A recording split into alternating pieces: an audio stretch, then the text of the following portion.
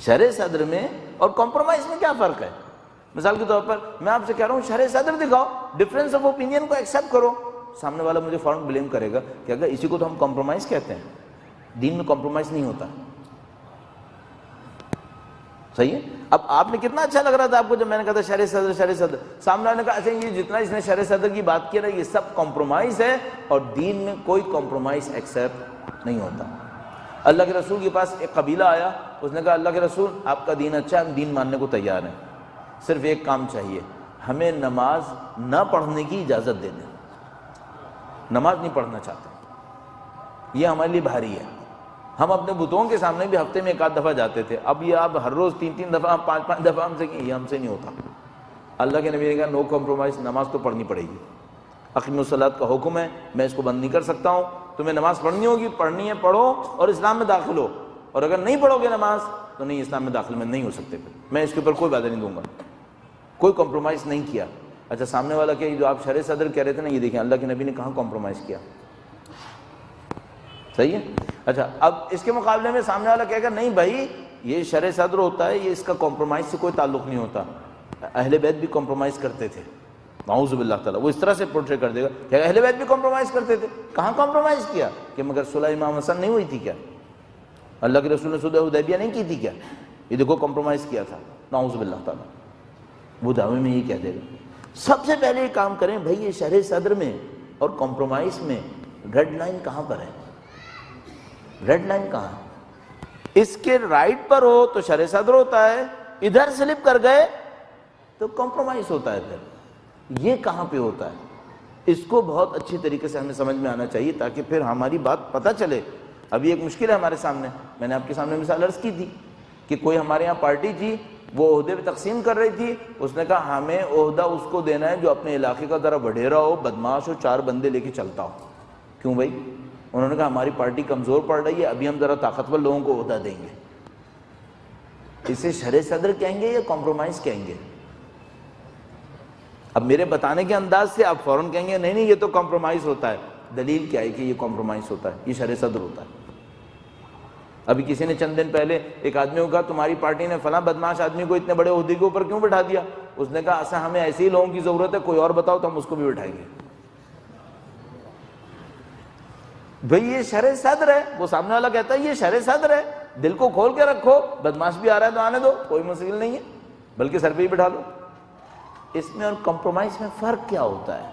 2 point جلدی اس کو عرض کرتا ہوں. ہاں اس میں جو فرق ہوتا ہے وہ ہمیں یہ دیکھنا ہوگا، سادہ فرق بیان کرنے کی کوشش کرتے ہیں. نمبر 1، آپ کسی کو لے کر چلیں یا کسی کے ہاتھ میں باغ ڈور تھما دیں.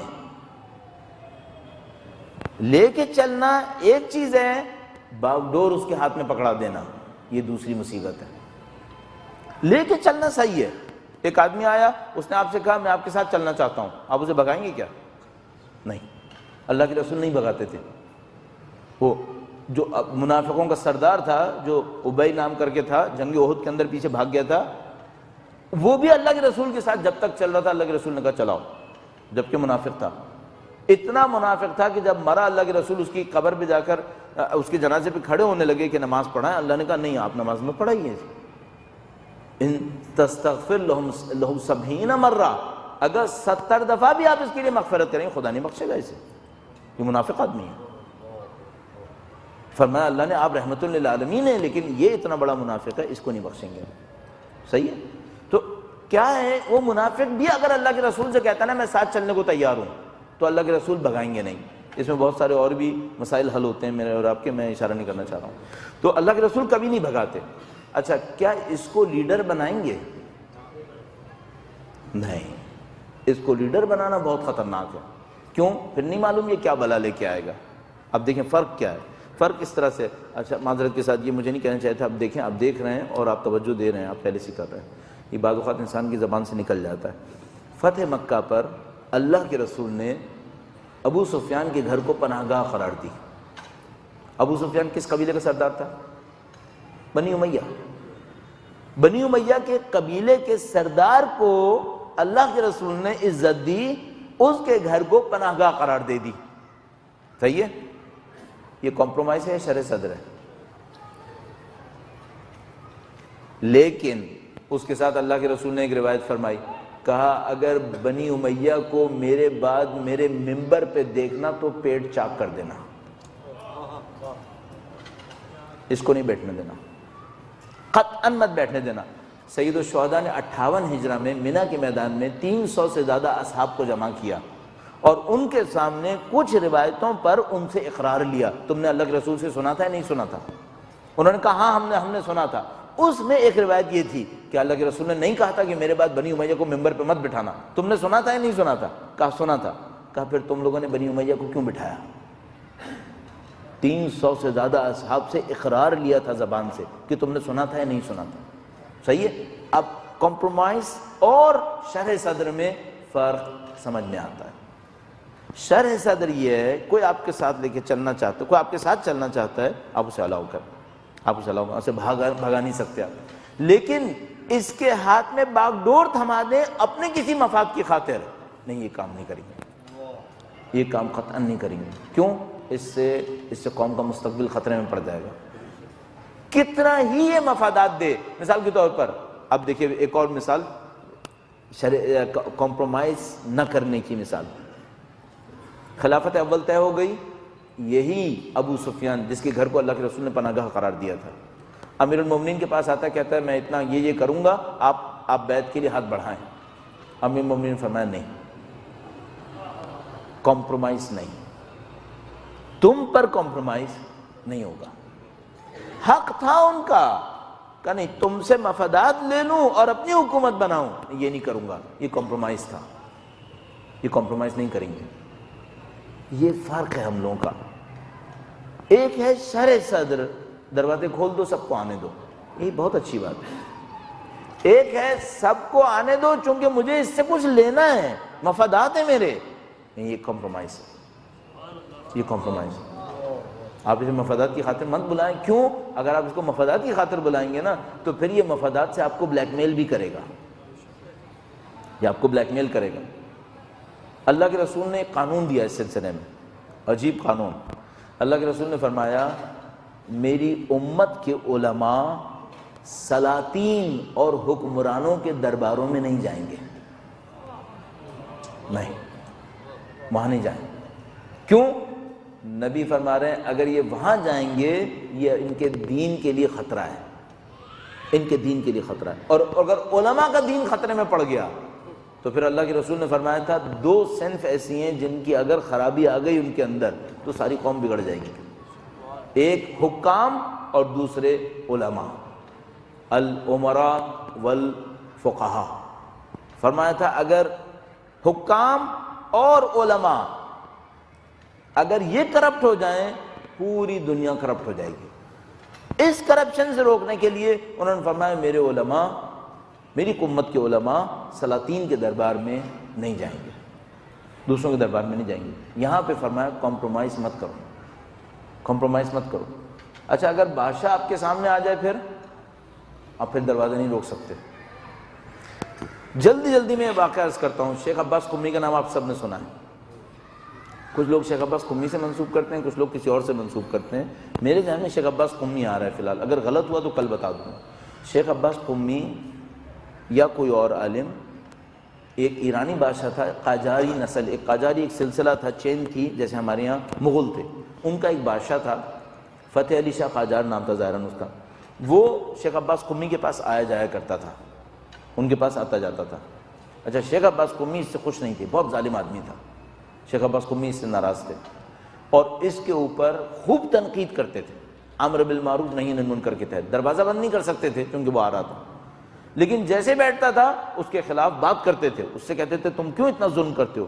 جب اچھا وہ بھی سنتا رہتا تھا، بادشاہ تھا لیکن اس کو پتا تھا کہ میں نے اگر اس کو ناراض کر دیا نا معاملہ خراب ہو جائے گا۔ یہ جو قاجاری بادشاہ بھی ایسے ہی تھے اور صفوی بھی ایسے ہی تھے۔ ایک دفعہ کہتے ہیں شاہ عباس صفوی کے سامنے ایک عالم نے کھڑے ہو کر کہا تھا ٹھیک ہے میں بد دعا کرتا ہوں، تو خود گھبرا گیا تھا، تخت سے نیچے اتر گیا، آگے کہنے نہیں بد دعا نہیں کرے، میں شکست مانتا ہوں، اتنے گھبراتے تھے۔ تو یہ فتح علی جو تھا قاجار بادشاہ ظالم تھا، ان کے گھر پہ آتا تھا، اس کو خوب سناتے تھے کہ تم عدل کرو انصاف کرو، نہیں مانتا تھا۔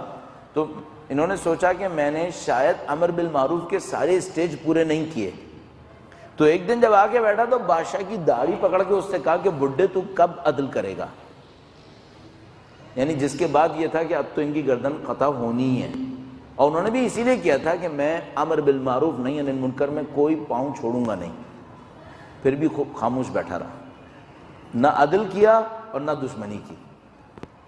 اسی طرح آتا تھا ایک دن ان کا بیٹا مرزا شیخ عباس قمی کا، مجھے مرزا قمی کا نام بھی یاد آ رہا ہے، میں کل انشاءاللہ کنفرم کر دوں گا، ان کا بیٹا سامنے آ گیا، اس نے چائے وغیرہ رکھی ہے، کچھ ایسی چیزیں رکھی ہوں گی، سامنے آیا تو پوچھا یہ آپ کا بیٹا ہے؟ انہوں نے کہا ہاں میرا بیٹا ہے۔ کہنے لگا ٹھیک ہے، میری بیٹی سے اس کی شادی ہو گئی۔ انہوں نے کہا نہیں، تم آتے ہو یہاں پر یہ تو میں قبول کر لوں گا، تمہارے خاندان سے میرے خاندان کا رشتہ جڑے یہ قبول نہیں کروں گا۔ مرجع تقلید بادشاہ کی بیٹی سے شادی نہیں کرے گا، مرجع تقلید کا بیٹا بادشاہ کی بیٹی سے شادی نہیں کرے گا۔ کہنے لگا کہ اب تک تو میں آپ کا معتقد تھا، اب میں بادشاہ ہوں، میں نے حکم کر دیا ہے، اس تاریخ کو آؤں گا، آپ کے بیٹے کو لے جاؤں گا، اب یہ ہمارا ہے، معاملہ ختم، مانتے ہو مانو، نہیں مانتے نہ مانو۔ وہ دھمکی دے کے چلا گیا۔ اب یہ شیخ عباس قمی یا مرزا قمی بہت پریشان ہوئے، اب کیا ہوگا؟ اچھا ان کو پتا تھا اگر پبلک میں یہ بات چلی گئی نا کہ مرجع تقلید کے بیٹے نے بادشاہ کی بیٹی سے شادی کی ہے اور بادشاہ سب کو پتا ہے ظالم ہے، تو علماء کا وقار ختم ہو جائے گا، حوض علمیہ کا وقار ختم ہو جائے گا، کہ بادشاہ کے سامنے ڈھیر ہو گئے سب لوگ، کوئی نہیں پوچھے گا کہ زبردستی ہوئی تھی یا رضامندی کے ساتھ ہوئی تھی۔ انہوں نے ایک عجیب کام کیا، جس دن اس نے آنا تھا اس نماز شب کے اندر اللہ سے دعا کی، کہا خدایا اگر یہ شادی مصلحت میں نہیں ہے تو بچے کو اٹھا لے، بچے کو اٹھا لے۔ جب تک نماز شب ختم کرتے بچے کی طبیعت خراب ہوئی اور دنیا سے رخصت ہو گئی۔ انہوں نے کہا الحمدللہ بلا ٹل گئی۔ اس کو کہتے ہیں کمپرومائز نہ کرنا۔ یہ شرح صدر ہے، وہ کمپرومائز نہ کرنا ہے۔ شرح صدر یہ دروازہ کھلا ہے، آ سکتے ہو۔ کمپرومائز نہ کرنا یہ ہے کہ تمہارے آنے سے میرا دین خطرے میں پڑے، معاشرے میں دین کا احترام مٹے، میں یہ نہیں قبول کروں گا، اس پہ کوئی کمپرومائز نہیں کروں۔ آج تو اس پہ قربانی دینی پڑتی ہے۔ اگر آپ صحیح جگہ پہ اسٹینڈ کریں گے، کمپرومائز نہیں کریں گے، آپ کو قربانی دینی پڑے گی، صرف یہ کہ آپ کی قربانی رنگ لائے گی، آپ کی قربانی کو خدا متعال قبول کرے گا، اس سے معاشرے میں اصلاح آئے گی، نہیں قربانی دینی پڑتی۔ اب انہوں نے جو قربانی دی وہ اپنے بچے کی قربانی دی۔ ائمہ اطہار علیہ السلام بڑی بڑی قربانیاں دیتے۔